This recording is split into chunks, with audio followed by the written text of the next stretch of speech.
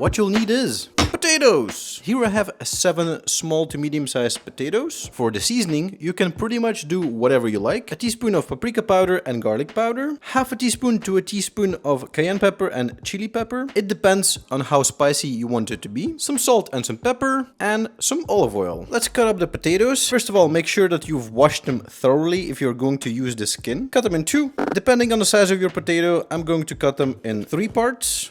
Something like that. After that, take some kitchen paper and pat them dry to remove the excess starch. Add a small amount of olive oil in there, just to coat your potatoes. Make sure they're all coated with olive oil. Take a baking tray and cover it with baking paper.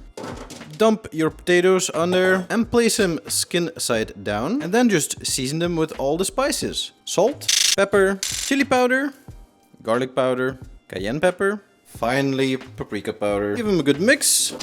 Lay them out so they have space once again. And then just put them in the oven for about 20 to 30 minutes at 200 degrees Celsius. After about 15 minutes, make sure to give them a good toss and put them back in for another 10 to 15 minutes. And there you go. 25 minutes later, the potatoes are nice and crispy and they look all done. Take a nice bowl and serve your potatoes up.